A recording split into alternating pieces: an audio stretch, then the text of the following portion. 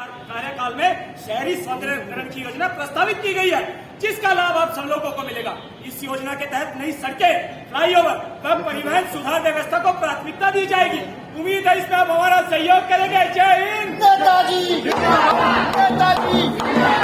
यार पीके, नेताजी ने तो बड़ा कमाल का तोहफा दिया है यार। हाँ भाई तनेजा, तोहफा तो बड़े कमाल का दिया है, पर देश को नहीं हमें दिया है, हमें। भाई बात तो तेरी 16 आने बिल्कुल ठीक है। भाई कद्दू कटेगा तो हम में ही तो पटेगा। हाँ, वो भी बड़े वाला तनेजा। अब तो 5 उंगलियां घी में और सर कढ़ाई में।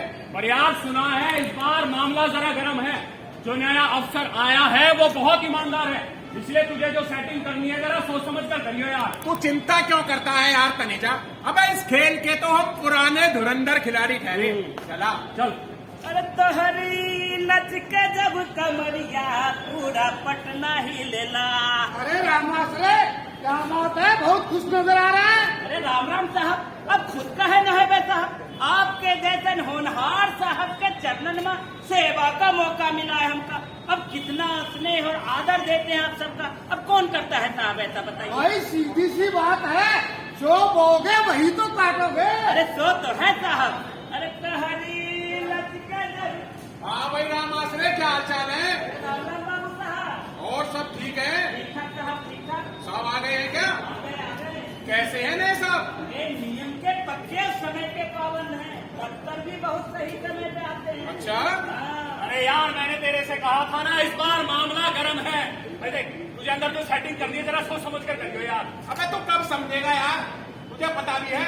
अबे जब 100 सयाने मरे थे जब मैं पैदा हुआ था, और खुला पैसा तो अच्छों की नीयत बिगाड़ देता है।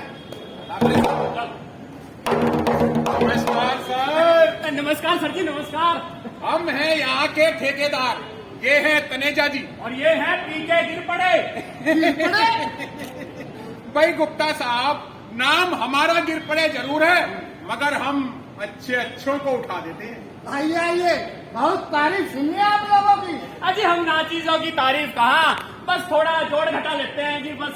यहाँ के सारे काम हम दोनों के द्वारा ही किए हुए हैं, और आपसे पहले जितने भी अफसर आए भाई सब हमसे तालमेल बनाकर ही काम करते थे। भाई तालमेल नहीं होगा तो काम कैसे बनेगा? है क्यों मिस्टर? गिर पड़े। गुप्ता साहब इसीलिए तो चले आए आपके पास, आपकी और हमारी परसेंटेज सेट करने। परसेंटेज? जी। हमारी और आपकी?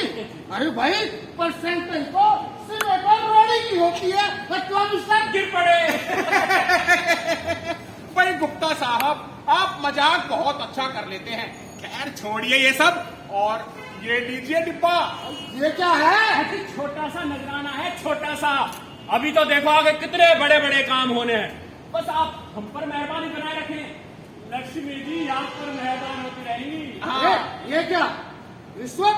अरे तुम दोनों ने अपने आप को समझ कर रखा है। ये मेरा ऑफिस है, मेरा मंदिर, इसे भ्रष्ट करने की कोशिश भी मत करना, समझे?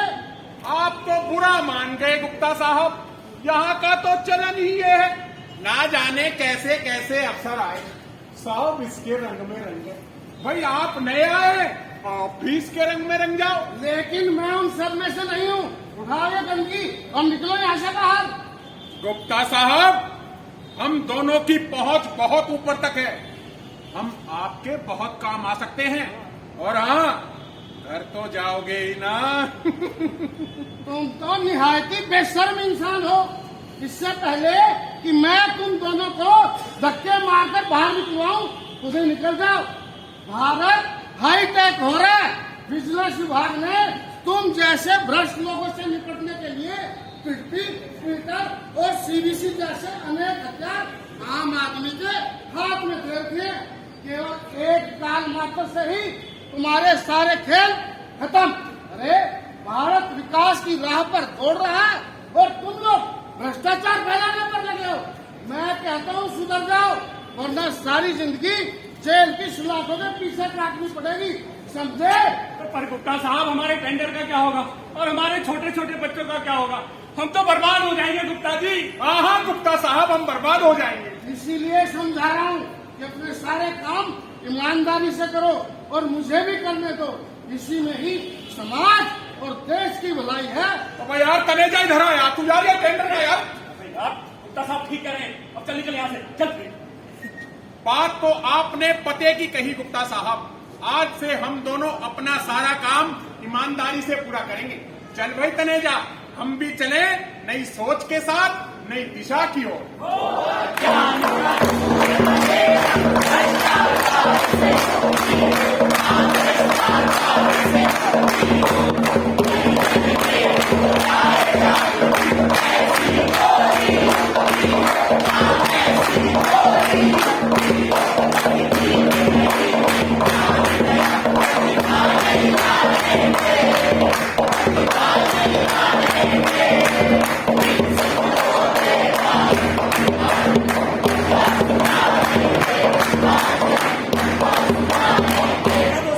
किस तरह से एक ईमानदार ऑफिसर से प्रेरणा लेकर दो भ्रष्टाचारी ईमानदारी की राह पर चलने को तैयार हो गए। दोस्तों, ईमानदारी का रास्ता कठिन जरूर है पर है सीधा, परंतु यदि ठान लिया जाए तो कुछ भी असंभव नहीं है। आइए दोस्तों, अब आपको लेकर चलता हूँ नुक्कड़ के अंतिम दृश्य की ओर।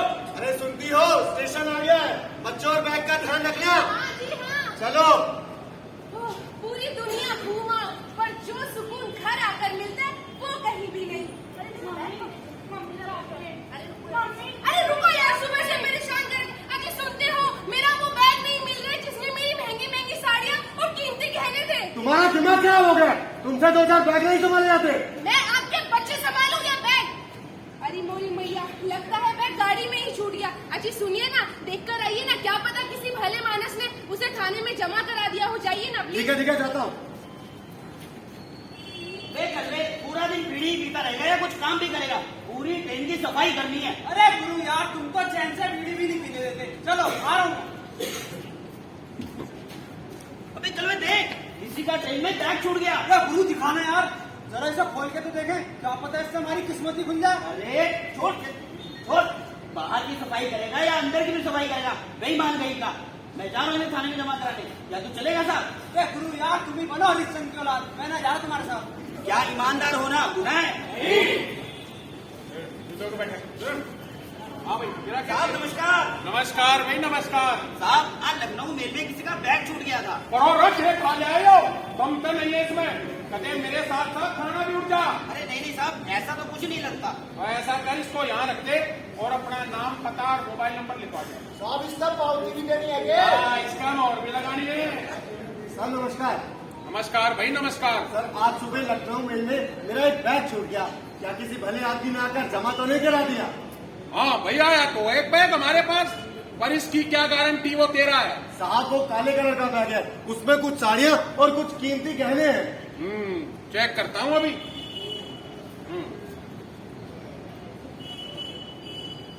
हाँ भाई, सामान तो ये तुम्हारा ही है। धन्यवाद सर। अरे धन्यवाद मेरा नहीं, उस सफाई कर्मचारी का कर जिसने ये बैग ले आकर थाने में जमा करवा दिया। भाई साहब आपका बहुत बहुत धन्यवाद, जो आपने मेरा ये कीमती बैग इस थाने में लाकर जमा करा दिया। ये लीजिए। अरे नहीं भाई साहब, मैं गरीब जरूर हूँ पर हूँ ईमानदार। यदि मुझे पैसे का ही लालच होता तो ये बैग मैं थाने में जमा क्यों कराता? नहीं, पर मैं ये अपनी खुशी से दे रहा हूँ। नहीं भाई साहब, रखिए इसे। बस मेरी एक बात का ध्यान रखिएगा, यदि आपके जीवन में भी कोई ऐसा समय आए तो आप अपनी ईमानदारी का परिचय जरूर दीजिएगा, वही मेरा इनाम होगा। खून पसीने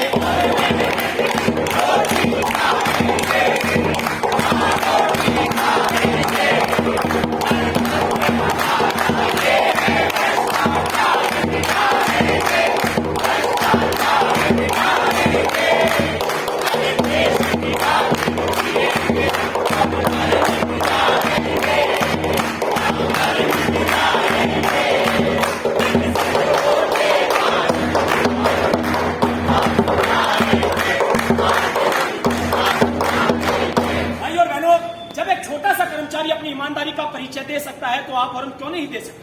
या हम किस तरह के समाज में जी रहे हैं? क्या हमने भ्रष्टाचार को अपने जीवन का हिस्सा मान लिया है, या हम भ्रष्टाचार के खिलाफ आवाज उठाने से डरते हैं? दोस्तों, यदि भ्रष्टाचार पर आज अंकुश नहीं लगाया गया तो आने वाली पीढ़ियां में कोसेंगी, धिक्कारेंगी। भाई और बहनों, भ्रष्टाचार के इस राक्षस को मारा जा सकता है। जरूरत है तो सिर्फ और सिर्फ दृढ़ निश्चय की। हो गई है